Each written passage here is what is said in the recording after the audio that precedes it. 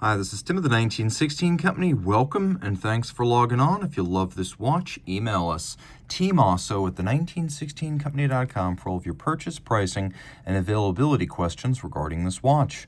Today, we're discussing a model that was launched in 2017, as you see it here. This is the Audemars Piguet Royal Oak Offshore Diver. This is the 15710ST, 42 millimeters in stainless steel, part of a bumper crop of colorful offshore divers that debuted that year.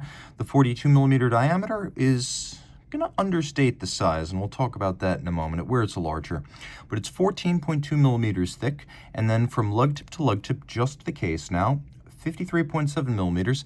If we measure from end link to end link, these little plots, the total rigid distance across the wrist is a beefy 58.3 millimeters. So this 2017 diver is the latest in a series that dates back to the scuba of the 2000s, when the Offshore became a dive watch, and it remains an impressive diver with tremendous wrist presence. You can see my wrist, 16 centimeters in circumference, wears the watch well, but we're talking about the limit of what's accommodatable here. And I would even say this watch is probably maxed out on my wrist. I would say that my wrist, 16 centimeters circumference, is probably the smallest one that can wear this effectively. So 16 centimeters circumference and up, and you can see that although it is sheer in profile, it's not as thick as a lot of the modular offshore chronographs and complications. So this should fit underneath a jacket cuff, certainly if you want to wear it formally.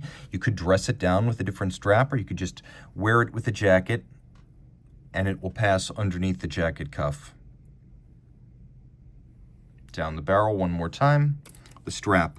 Once upon a time, this was known as the diver strap. It became so popular as collectors ordered it for their chronographs that it became something available across the line. So you could see it's a thoughtfully designed thing with little hollows that accentuate the two intermediate links, and then we've got a bevel that continues. You can see how there's a bevel on the edge of the strap. It continues the bevel from the edge of the case. It's anchored to the case using screws and bars, which is reassuring on this heavy and expensive watch. Spring bars always feel like a compromise on a watch like this. Here, screws and bars, that's the right way to do it. AP factory strap, no crimping, no gouging. You can see it's in outstanding condition on both sides, brand new. And then we have the AP buckle, which includes a little bit of polish, a little bit of media blast, and a little bit of satination, and it is made of steel just like the watch. So the watch here, of course, has more water resistance than a standard Offshore. Standard Offshore is 100. This is a diver, so it's 300 meters, which is roughly 1,000 feet, but not exactly. Still, everyone does that, so I'm not going to fault them for the dial discrepancy. The finishing of the metal is outstanding. This is a big part of what you pay for when you buy a Royal Oak or an Offshore. From the original Royal Oak of 1972 to the present, one of the highlights has always been the detailing. Things like the diminishing bevel as you move toward the mid-case, the way the character lines of the bezel continue into the mid-case and the case back, the beautiful straight satin graining, the three facets of the bezel, the satin flank, the polished flank, and then the vertical satin curtain of brushed directional graining. We have here hex-shaped bolts. Now on a standard Royal Oak, they're gold. On this Offshore, they're steel, and you can see that they are slightly recessed. That's how they're supposed to be. When the bolts become level with the bezel, that's the threshold for replacement at AP. Taking a look at the profile, the Offshore has always used its bezel gasket as a large, exaggerated styling element. From the original in 1993, designed by Emmanuel Guet, the Offshore's always made the bezel gasket a visible part of the watch's style, not just a functional component. Now we have a blue polymer shoulder for both crowns, this one for winding and setting, this one for adjusting your internal unidirectional rotating dive bezel. So this is a screw down crown, both of them are. You can see how I can move my bezel in one direction solely to line it up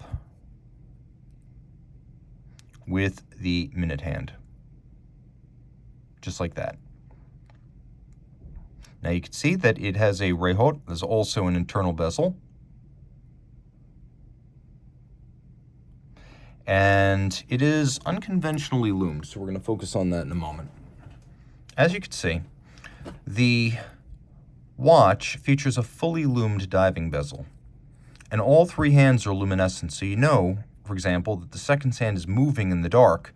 And that's important because not every dive watch lets you know in the dark whether it is still running. I think that's an important safety feature. We have the Mega Tapisserie, the large est hobnail.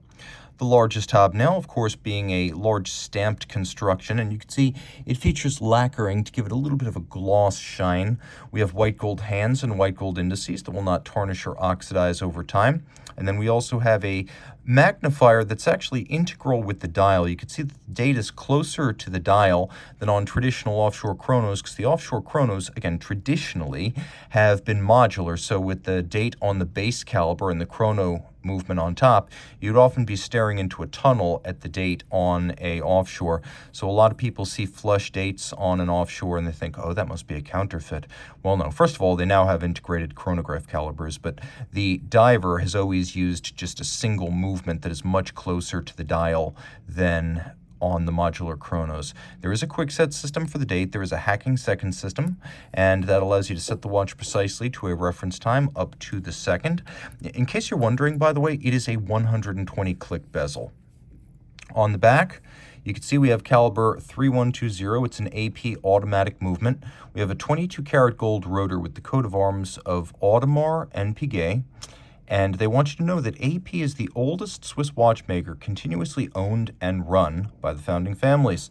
It is a bidirectional winding system for refinement. They didn't want the rotor wobble of something like a 7750, and it uses ceramic rotor bearings for higher efficiency and lower maintenance. We'll take a look at that balance bridge. It is a full balance bridge architecture with a Gyromax-style free-sprung balance. Those two features in combination making for a very shock-resistant movement, and the Gyromax system also making for a very precise regulation. You can also appreciate that the watch has a 60-hour power reserve, which is solidly above the industry average for an automatic. Beats away at 3 Hertz, pivots on 40 joules. The movement is a combination of manual and mechanical finish. If we're honest, it's sort of on the level of what you'd get from a JLC, a Zenith, a Glasuta Original, or in the independent space, maybe a Moser. It's high grade, it's price appropriate, it's very attractive. Just keep in mind, if you're looking for Lang und Heine levels of finish, you're going to want to look for a different sports watch. This is a very functional, handsomely executed, and technically superb movement that is sports watch tough, as this base caliber was always designed with the Royal Oak Offshore in mind during its development. Some additional little details, you can see that there are some little nicks, as this is a pre-owned watch. It's not absolutely perfect. It's probably 98%.